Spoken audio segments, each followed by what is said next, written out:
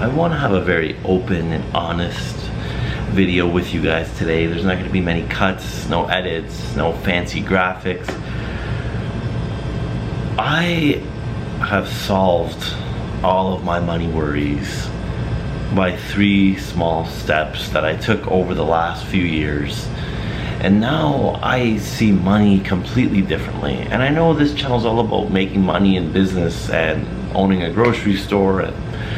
But today, all of my money worries faded away. And I realized I don't think I'll ever view money the same again. And I'm not trying to tell you I'm a rich guy, I'm the super successful business owner, I'm a regular guy, an average Joe.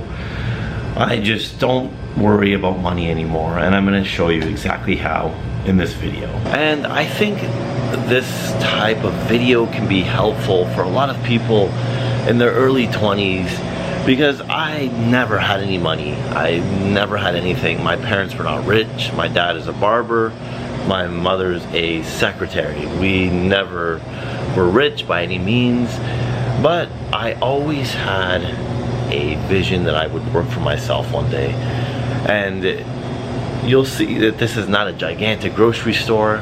My money didn't come from this crazy busy place or anything. I simply made the right moves over the last 6 years, and my view of money changed. I stopped working for money. So that's reason number 1. I changed my view of money. I stopped working for money and started working for assets. I never made money from this store for the first 2 years. We barely scraped by to get it to where it is. And now it's an asset. I only work for assets. My businesses are assets that one day I can sell off. And I stopped looking at trading my time for money. I knew I wouldn't get anywhere that I wanted to be and always be in the rat race if I just kept trading time for money over and over. It wasn't going to be anything that I enjoyed doing anyways, so why not open the business that I always wanted to build? Also, before I forget, I want to throw this in this video. I did start a new business. You may have ran into it in previous videos, but it's in the link in the description. I'm really excited to announce it to you guys.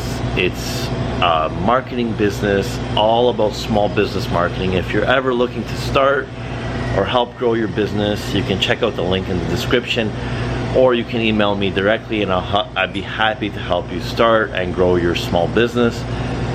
It's just something that fits this channel. I get a lot of people asking questions all the time, so you know, why not directly contact you guys one-on-one, or you can go through the website in the description.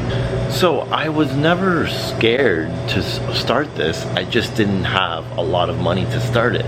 I took everything I owned and had and got rid of it and opened this business with obviously a bank loan, a business loan, and I finally got paid off almost not even 6 months ago, fully paid off.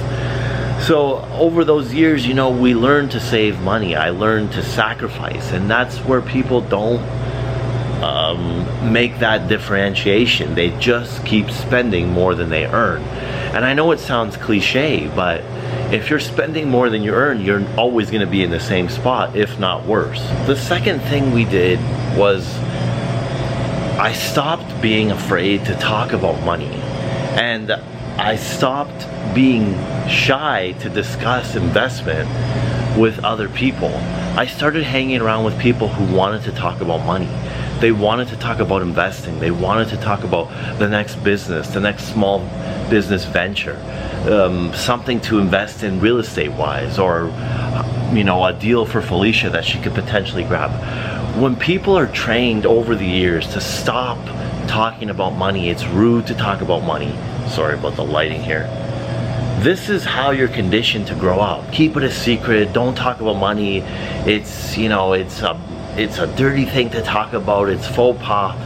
This is what keeps you in this constant cycle of, you know, making money, spending it, and just, you know, pretending that you have enough money to survive and buy these nice things, but really you're struggling and you won't talk about money anyways, so why are you showing it off? So during these years where this store was building up, you know, we sacrificed a lot. We lived with our in-law. I lived with my in-laws. Felicia lived with her in-laws, and we saved pretty much everything we made. So maybe by that point, after 2 years in business, I think I had $20,000, and we were able to put our first down payment down on a really, really humble house. And you know, we fixed it up. We painted it, we laid some flooring, we lived in it for a while, and it was a really kind of shitty neighborhood, we'll say, to be honest. And we ended up selling that house and capitalizing on the market going up, and that made us $80,000. So we went from basically nothing 4 years ago to having over $100,000. And that money was just, it was unheard of for us. We didn't really, it was just a different comfort feeling that we never felt before. So just that one move, and I always said it, you know, we're going to have to invest money to make money. And we were going to take this huge risk buying this house with everything we had. And after about 1.5 to 2 years selling it and making that much profit that was where it all started. That's where the game turned for us. And you know, this business kept kind of, you know, bringing in some money. Felicia became a real estate agent. We just realized you can't work trading your time for money if you really want to ever stop caring about money, like where it stresses you out day to day. So when you're always hanging out with the same people who are, you know, they're always complaining and broke, and they don't want to talk about anything but the same things over and over. They don't want to build their futures. It's not even just about the money. You want to surround yourself with people that are legitimately trying to self-improve just like you, because as cliche as it does sound, again, you are the average of the 5 people you're closest with. So if you're always hanging around 5 people who are, you know, miserable, complaining, you know, they don't want to improve their lives, guess what you're gonna do?